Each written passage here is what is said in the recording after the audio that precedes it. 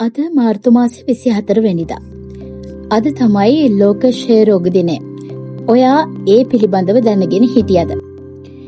එහෙනම් අපි අද දවසේ විශේෂත්වය ගැන කතා කරමු.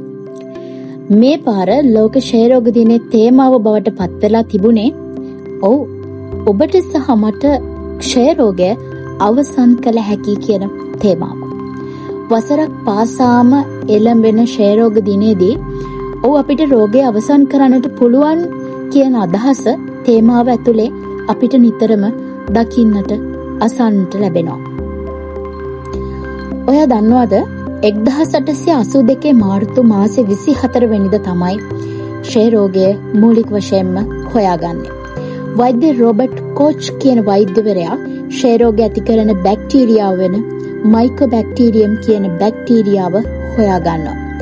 මේ හොයා ගැනීමත් එක්ක ලෝක සෞඛ්‍ය සංවිධානය විසින් මාර්තු මාස 24 වෙනිදා ක්ෂය රෝග දිනය විදිහට නම් කරනවා. මේ ක්ෂය රෝග දිනයේ මූලික අරමුණ බවට පත් වෙන්නේ ක්ෂය රෝගය විනාශකාරී. දැඩි විනාශකාරී රෝගයක් නිසා සෞඛ්‍යයට සමාජීය වශයෙන් එවැගේම ආර්ථිකමය වශයෙන් ඇති කරන බලපෑම අතිමහත්. මේ මගින් ඇතිවෙන ප්‍රතිවිපාක ගැන මහ ජනතාවට හොඳ අවබෝධයක් ලබා දෙන්න. ඒ වගේම මහ ජනතාව සතු අවබෝධය තව දුරටත් වැඩි කරන්න. ඒ වගේම ගෝලීය වසංගතය අවසන් කරන්න.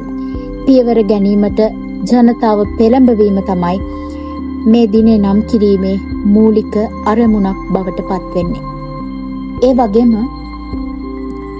ක්ෂය රෝගයේ ඇති අඛණ්ඩව සිදුවන බලපෑම, ඒත් එක්කම ගෝලීය වශයෙන් දැනුවත්භාවයක් ඇති කිරීම, ඒත් එක්කම මේ භයානක රෝග වැළැක්වීම සහ මේ රෝගයේ ඇතිවීමට පෙර කල්තියම් හඳුනා ගැනීම පිළිබඳව ජනතාව දැනුවත් කිරීම, ඒත් එක්කම මේ රෝගයට අදාළ ප්‍රතිකාර සඳහා විශ්වීය ප්‍රකාශයන් වෙනුවෙන් කටයුතු කිරීම තවත් සෙසු අරමුණු බවට පත් වෙලා තියෙනවා. ඔයා දන්නවද දිනකට පුද්ගලයෝ 4100ක් පමණ මේ රෝගය නිසා මිය යනවා කියලා.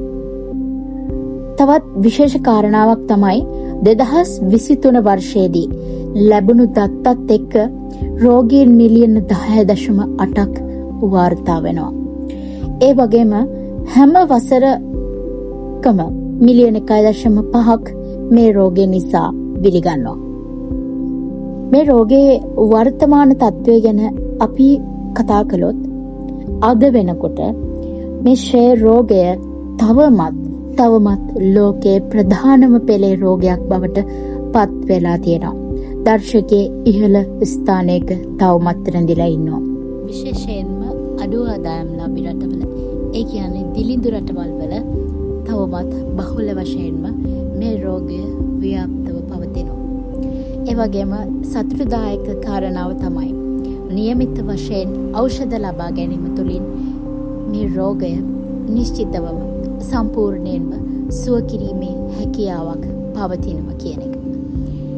මේ තමයි ලෝක ක්ෂය රෝග දිනයේ වැදගත්කම සහ ලෝක ක්ෂය රෝග දිනය පිළිබඳව තොරතුරු.